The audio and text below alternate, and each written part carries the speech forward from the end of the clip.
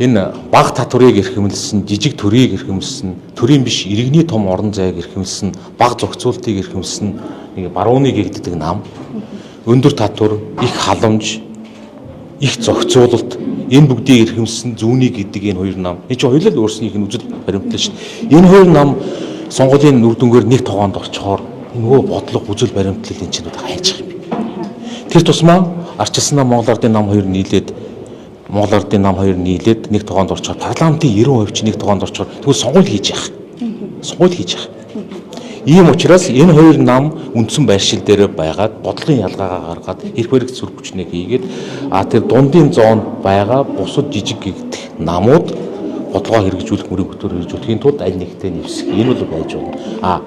Гол баруун зүүн жигүүрийн хоёр нам хоорондоо хэвсэж болохгүй. Тэгэхээр одоо арчилсан нам үндсэн цөөн мөртлөө бид нар сүрх хүчин хийж болохгүй байлаа. Энэ үндсэн байршилтаар ярьж байгаа нь энэ Монголын ардчлалыг, Монголын парламентыг төлөвшүүлэхэд, парламентыг бүрдүүлж байгаа улс төрийн намуудын төлөвшөлд асар чухал үйл явдлаа маш зөв алхам хийгдэж байна л гэж бодож байгаа. Намын даргыг одоо бүрдүүлэлтээ солих асуудал ярьж штэ тийм үү? Намын дарга өөрөө би энэ хамтарсан засгийн талд байсан.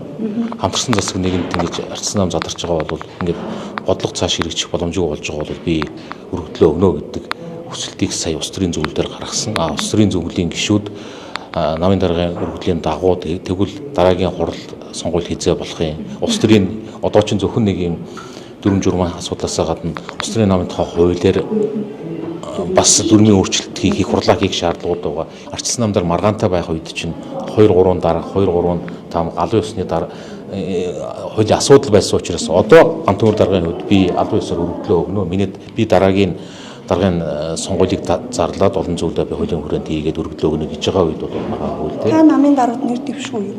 Гэхдээ одоо би хэлж мэдэхгүй байна. Дүрм журмын өөрчлөлтийн зүгээр энэ асуудал бол нээлттэй. Одоо намын баг хурлын гаргасан шийдвэрийн цаана 2027 оны ерөнхийлөгчийн сонгуулийн гол агуулгаас явж гинэ гэж их гишүүд үзэж штэ. Та яг улс төрчийнхөө хувьд энийг бас юу гэж харж байна? Мэдээж ерөнхийлөгчийн сонгуулийн тэнд бодлого энэний цаана бодогдож байгаа. Энэний цаана парламентын сонгуул мэдээж бодогдож байгаа. Бүгдээр л одоо арчилсан намын нэгдмэл одоо нэг ойлголтод хүрэх, нэгдсэн байр суурь хадгалах, цааш тавьж явах за сүргчний үүргээ одоо яг боддоор одоо биелүүлэх гэдэг олон ажлууд ер нь л хүлээгдэж штеп тийм ээ. Тэгэхээр одоо яг энэ та бүхэн үндэсний бодлогын хороогоо хуралдуулах, за намын шинжилсэн дүрмээ те мөрөө хөтөлбөрөөр танилцуулах гээд нам цаашаа ер нь хэрхэн одоо шинжлэгдэж явах шаардлагатай байна гэж харж байна. Тэгэхээр одоо ингээд зарчмын төрөө хэлсэн энэ бол зарчмын дагуу зөв үйл явц явж байна. Парламентын арчилж чухлаа гэсэн.